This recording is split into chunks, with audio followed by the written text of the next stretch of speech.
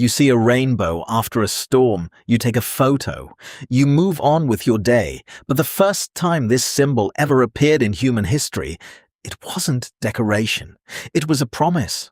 And the real meaning behind it is far stranger than anything you learned in Sunday school. Genesis tells you the flood story.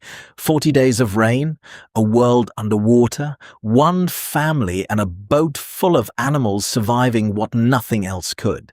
But the story doesn't end when the water goes down. It ends with a bow in the sky. Why a bow? Why not fire or a voice or a mountain? In the ancient world, a bow was a weapon. Every civilization around Noah understood this instantly. Mesopotamian art and Canaanite mythology both depict gods drawing bows against humanity, storms as divine warfare, floods as judgment from the sky.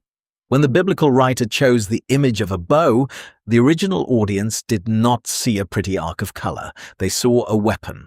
Now look closer at how the bow is positioned. In Genesis 9, God places his bow in the clouds, and it points upward, away from the earth.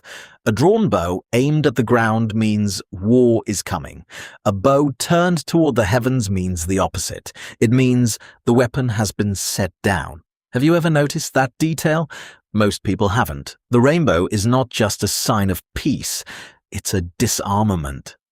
Ancient Near Eastern treaties often ended with a physical symbol, something visible that both parties could point to and say, "This is proof the agreement stands."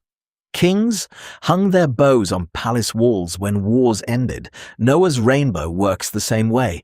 God says, "I have set my bow in the clouds, and it will be the sign of the covenant." Not a suggestion, not a metaphor, a binding agreement, sealed with an image everyone in that culture would recognize as an act of surrender. But surrender from whom? This is where the story gets uncomfortable if you sit with it.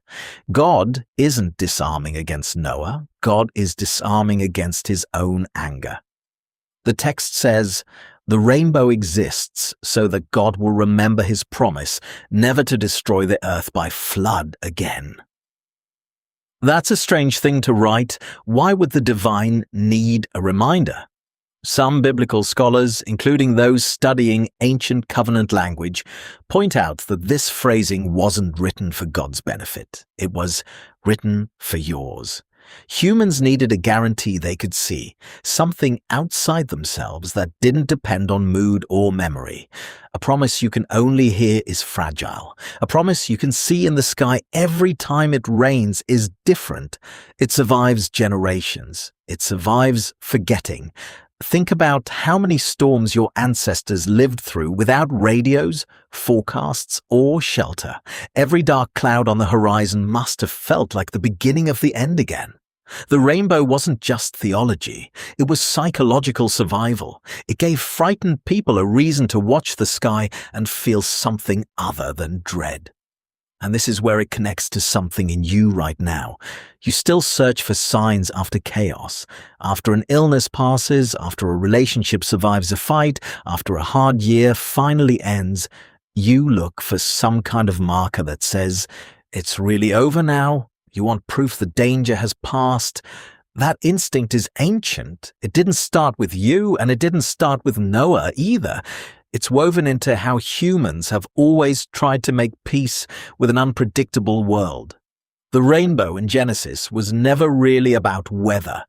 It was about the terrifying gap between what has happened and what might happen again, and the deep human need for something visible to bridge that gap. A bow lowered instead of drawn, a weapon turned into a promise. So the next time a rainbow appears after rain, you might see it differently, not as a random trick of light through water, but as the oldest recorded symbol of a threat being laid down. You take a photo, you move on with your day. But somewhere underneath that instinct is the same one your ancestors had, standing in the mud after the flood, staring up at the sky, looking for proof they were safe.